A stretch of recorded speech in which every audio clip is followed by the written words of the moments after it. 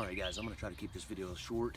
I tend to ramble on a lot, but if you saw a few videos back, I did food storage and prepping. And I kind of touched on some other things that I think about, and I think about this stuff quite a bit while doing that, and that is defending your food preps. Because if the situation is bad enough, whatever it be, a grid down situation, shit hits the fan, whatever scenario that you prep for, and all the preps are generally pretty close to the same.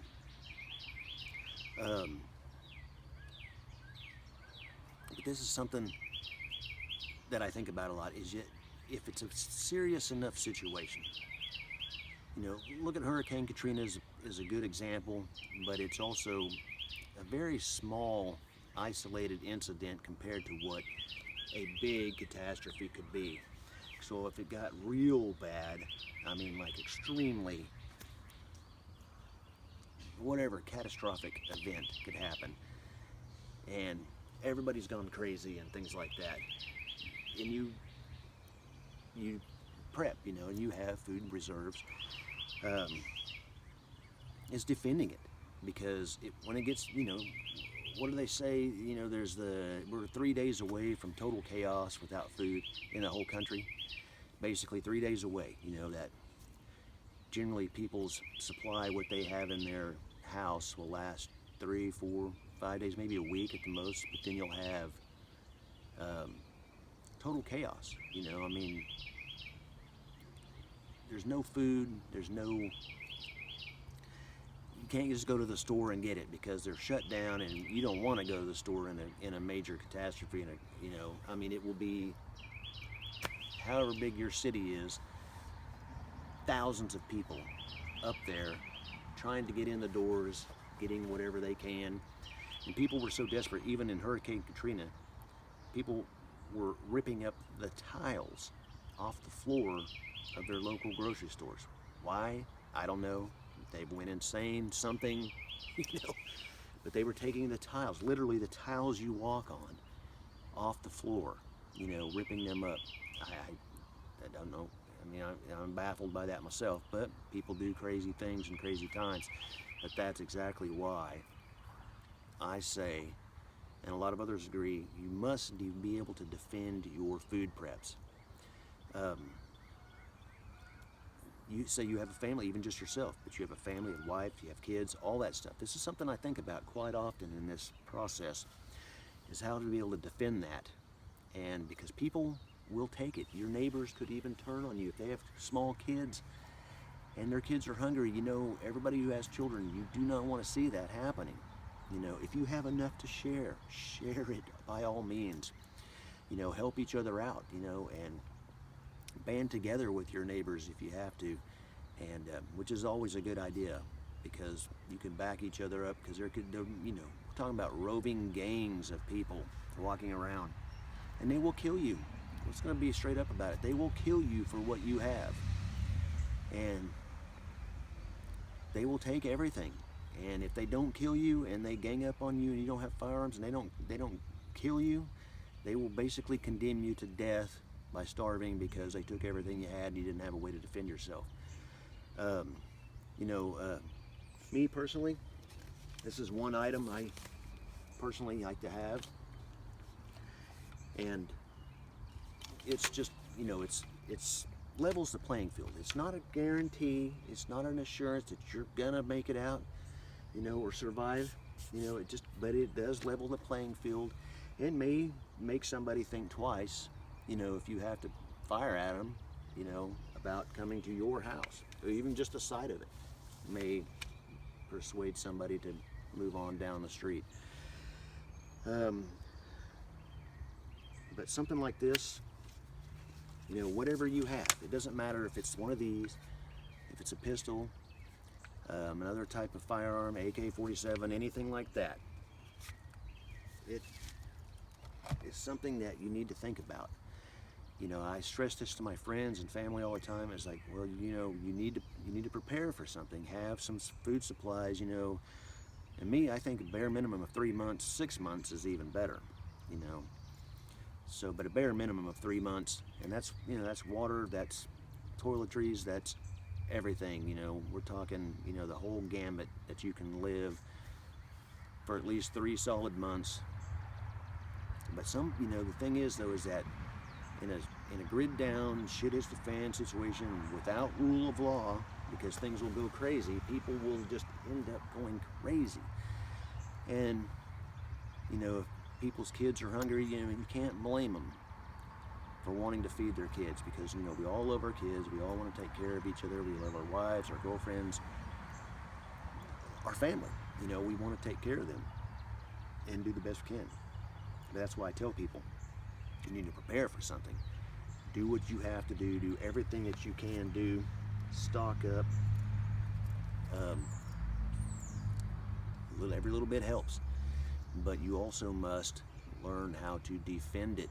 If you do not have a firearm and you're not familiar that much with firearms, get one, learn how to use it, learn how to use that particular weapon. You learn how to perform maintenance on it, learn how to use it in situations, learn how to, if clear malfunctions if you're in a firefight or anything, learn how to do all of it you can, as much as you can, practice with it. Be able to know your firearm, practice gun safety, of course. But know how to use it, you know, get it, learn it, train with it. That's what you need to do. And learn how to, you know, if you can afford to buy more than one, then do it, you know, because there, you know, you may need more than one firearm. You may need more than one person, you know, helping you out. You know, if you're in a neighborhood and you have neighbors, hopefully some of those, you know, you should already know this stuff with them though, but, you know, if they have firearms, you know that you can defend your area together, work together. But that's what I stress to people all the time. You're going to have to learn. You're going to have to defend yourself. And if you're going to, you know, none of us wants to kill anybody. None of us wants to shoot anybody or anything like that. But if you have to, you know, I think of the alternative. You know, I don't want to kill somebody. I don't want to shoot anybody. But I think of the alternative.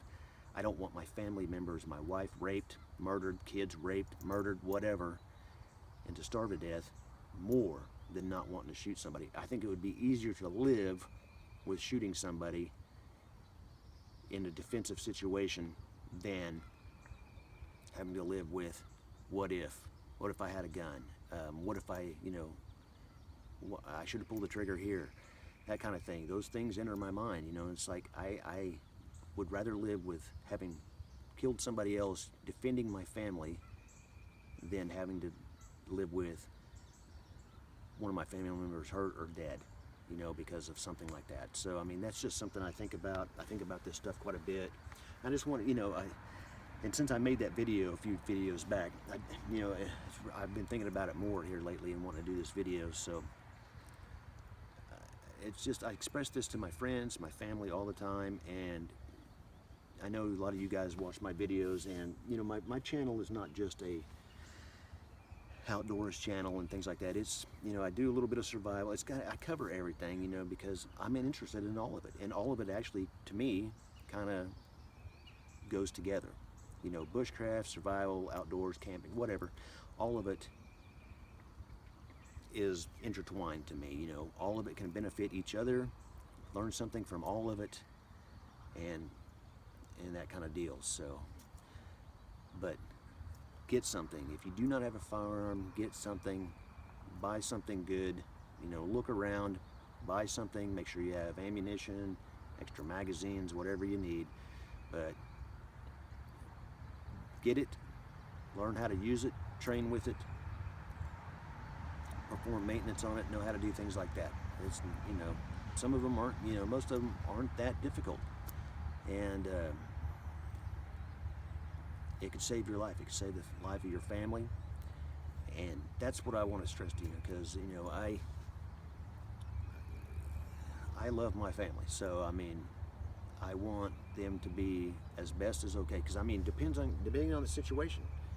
You know, there's, you know, depend on the catastrophe, whatever happens. If it's a nuclear war, or if it's a, say, you think about Yellowstone erupting. If you're close enough, you don't have to worry about none of that stuff. Some people think that it might be better just to die. I had a discussion with somebody yesterday, and we were talking about, and they're like, "Oh, nuclear war, we're all going to die. It's all over with." Well, you know what? That's not true.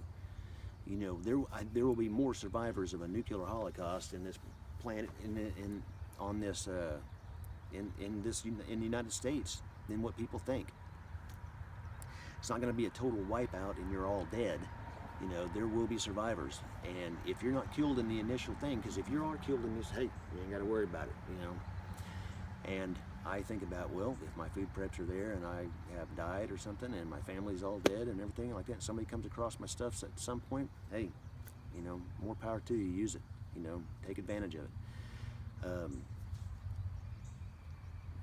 But if you survive, that's what I stress to my family too. If you survive it, which is quite possible in our area, to survive the initial blasts or initial catastrophe of that kind of stuff, you're going to have to survive. You're going to have food to eat. You're going to have to be able to defend yourself, defend your family. And that's what I think about.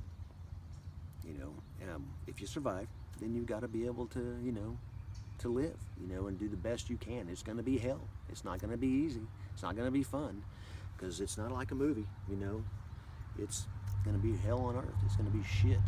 That's what the thing. But you're still alive, at least for the time being, and you survive as long as you can. And you might just get lucky and make it out of there, Might be one of those few.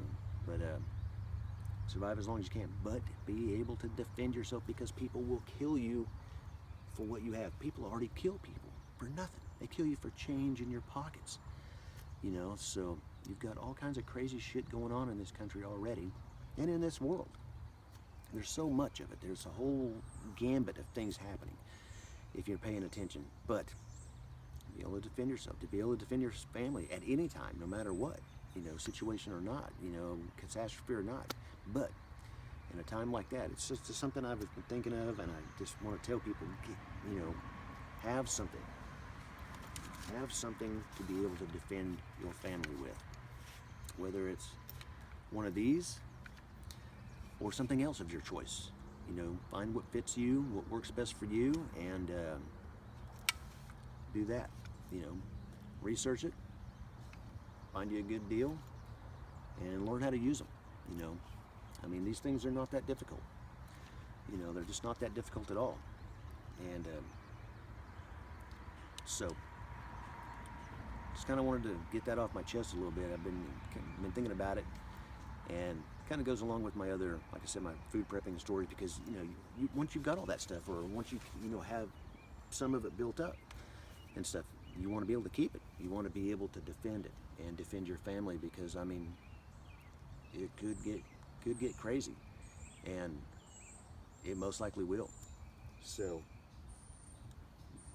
defend yourself, defend your family, and stay alive. Stay alive as long as you can, and do what you can, do the best you can. Think of the alternative. Like I said, think of the alternative. Oh, I can't kill somebody, I just can't do it. Well, think about the alternative. Them killing you, raping your wife, raping your daughters, because people are going to be insane. It's going to be insane. So just think about that. What would you rather do? Shoot somebody? Or be killed, or watch your family get raped and hurt? Choice is easy for me. Even though I don't want to have to ever use it on anybody, the choice is easy when it comes down to something like that. But also train with it. Learn how to use it, train with it, learn how to do some technique. You don't got to be an operator. You don't got to be a military, special forces or anything like that. But learn how to use it. Learn how to use this. Learn how to defend yourself. Learn some tactical, knowledge if you don't already. Anyway, I just wanted to say that. And I think about that stuff. I think about it quite often. And, I don't let it get to my head or anything, but, it's always something there to think about, because people that think about stuff like this, they think of scenarios and they think of things and what am I going to do? And, you know, if they come into my house, where's the best position to be and things like that. You know, where do I need to get to in this happens? If they're coming in this window over here, where's the best position to get to? And I think about things like that. You know, your layout of your home, if you're in your home, if you haven't bugged out, if you got to bug out, that's a whole different thing. You already know where you're going to go. You may already have that in your mind too, and things like that. So, but have something. Defend yourself, defend your family, defend your lives. You know, so, and just think of the alternative if you don't.